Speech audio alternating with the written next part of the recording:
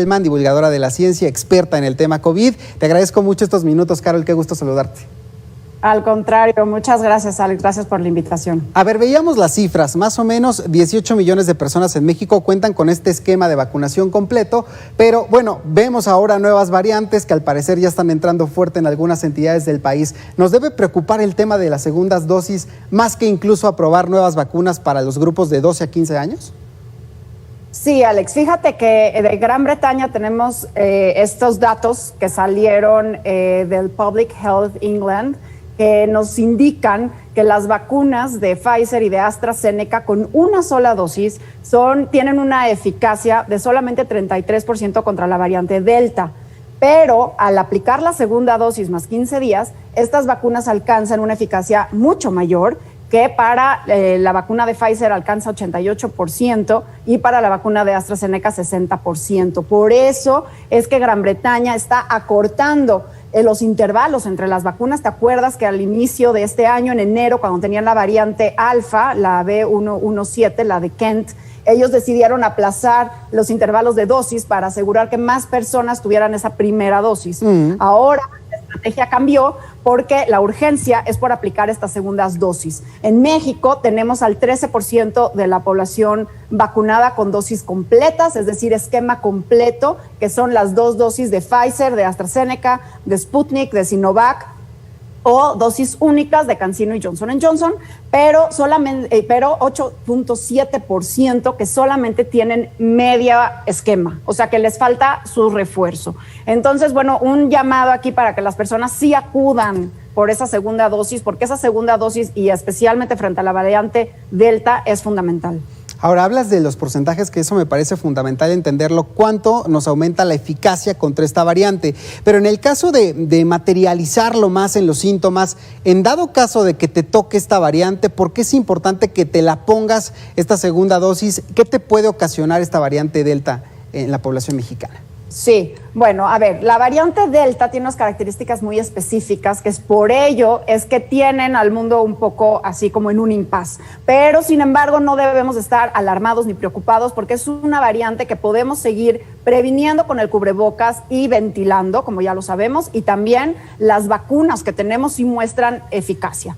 Pero sí es una variante que es mucho más contagiosa, es el doble de contagiosa que la variante inicial, digamos, el virus inicial es 60% más contagiosa que la variante que ya teníamos contagiosa, que era la alfa, y entonces eso lo que podría hacer es un aumento de casos, que es lo que se están viendo en varios países del mundo. Incluso te comento, Alex, que un ELIX en Estados Unidos detectó que los brotes de Delta se están dando en aquellos condados que tienen menos de 30% de vacunación completa en sus ciudadanos. Es decir, que esta variante, lo que obviamente pues más susceptibles van a ser esas personas que no se han vacunado. Entonces, bien importante vacunarnos, muy, muy importante seguir con el cubrebocas para prevenir estos casos. Y en el tema de los síntomas, no se ha confirmado que es una variante más letal. Eso es bien importante subrayarlo, porque no se está viendo que es más grave, todavía no está claro determinarlo, pero lo que sí sabemos es que están reportando que los síntomas están siendo un poco diferentes. Por ejemplo, se está perdiendo menos el tema del olfato. ¿Te acuerdas que era una característica? Sí. La pérdida del olfato. Bueno, ahora parece que con Delta no tanto, y más bien hay síntomas como escurrimiento nasal, como un dolor muy intenso de cabeza. Entonces cambiaron un poquito los síntomas, más como si fuera un resfriado. Pero muy importante, también es una pregunta que me hacen mucho, Alex, que me dicen, ¿cómo puedo saber qué variante tengo? ¿No? Eso es muy difícil, eso lo hacen solamente por secuenciación genómica. El Consorcio Mexicano de Secuenciación Genómica toma ciertas muestras de algunos pacientes para determinar más o menos cuáles son las variantes en circulación en el país. Nosotros en México tenemos la variante Delta desde abril, con casos confirmados, y no falta agregar a esto que te platico, que ya se ha detectado, se está hablando de una Delta Plus, que es una variante Delta que tiene una mutación extra que mostró en la beta, en la variante beta, evadir un poco la inmunidad. Entonces, todavía no sabemos mucho de la variante Delta Plus, o sea, está apenas registrando estos casos en Gran Bretaña. Esa ya en México no, ¿verdad? Todavía no, Carol. No tengo conocimiento que la han detectado ya en México. Sí. pero tampoco me sorprendería porque ya sabemos que si está en un lugar el virus, está en todos lados el virus viaja con nosotros en avión, así que bueno, pues es evidente que nos ha mostrado la pandemia la interconectividad que hay. Pero aquí el mensaje, Alex, de nuevo, es no apanicarse. Realmente el que una variante comience a dominar, que es lo que está haciendo Delta, es tan contagiosa que está sustituyendo, desplazando las demás variantes. En Estados Unidos, te platico nada más como para que veas cómo funciona esta variante. Hace 3-4 semanas el 3% de los casos eran por Delta, la siguiente semana el 6%, la semana pasada el 10% y ahora dicen que ya es el 20% de los casos. O sea, es una variante que rápidamente está desplazando y pues si es mucho más contagiosa podríamos ver estos brotes y pues quizás no más graves, pero las vacunas sí funcionan. Fíjate que tengo aquí unas cifras bien interesantes que surgieron de Gran Bretaña hace unos días, que estar vacunado con una dosis de vacuna te disminuye en 75% los chances de hospitalización. Con 2 dosis disminuye este riesgo en 94% respecto a los no vacunados. Entonces, de nuevo, Alex, aquí la consigna es que cualquier vacuna es finalmente mejor que ninguna vacuna, aunque sería ideal, bueno, pues apresurar el ritmo de vacunación y aplicar esas segundas dosis, porque recuerda que en el país ya tenemos más de 51 millones de dosis y sin embargo aplicadas solamente 42 millones de dosis. Por ahí del 80 y tantos %, ¿no, Carol? Oye, exacto, entonces acelerarlo. A propósito de esto que nos estás comentando, ahorita regresaré al tema de Delta, porque hay muchas preguntas en redes sociales de la gente sobre esta vacuna, sobre esta variante, además que se está generando en algunas partes del país, y esto que decías de la variante Delta Plus. Pero a ver, ¿una tercera ola de contagios estaría directamente relacionada con la cantidad de vacunas aplicadas? Bueno, a ver, no así directamente. Exacto, no directamente, pero sí estamos viendo que una población con baja vacunación puede propiciar estos brotes. Por ejemplo, se está viendo en África. África es un continente que tiene a menos de 5% de su población vacunada y entonces se están viendo brotes importantes asociados a Delta en Túnez, en Uganda, en Ruanda, en Kenia. Muy importante lo que está sucediendo en Kenia. Israel, por ejemplo, el otro contraste, que es un país que tenía una tasa de vacunación altísima en su población, está habiendo un pequeño brote asociado a Delta, ojo, en personas no vacunadas, porque Israel sí vacunó a un gran porcentaje de su población, pero no al 100%.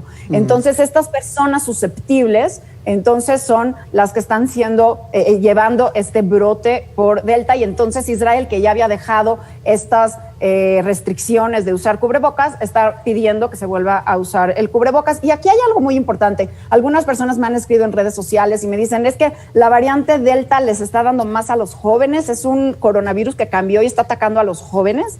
Y la respuesta es no creo que sea el caso. Más bien son los adultos que están más protegidos por sus vacunas, y entonces muchos ya se han dejado de lado y se han relajado sus medidas y entonces salen. Y bueno, pues ¿quiénes son los susceptibles, Alex? Pues los jóvenes. Claro. Entonces, sí hay que tener cuidado porque sí estamos viendo un aumento en casos en jóvenes, pero no específicamente porque el virus ataque a los jóvenes, sino más bien porque es nuestra población ahora más susceptible, los adultos jóvenes y jóvenes. Bueno, varios apuntes, ¿no? Esto de que no es más mortal, todavía no hay estos datos, me parece que es fundamental para que la gente que nos está viendo no se alarme de más, pero sí se proteja, sí se siga cuidando. Oye, Carol, ¿coincides con esto en que en la Ciudad de México todavía no hay datos que hablen de una tercera ola de contagios?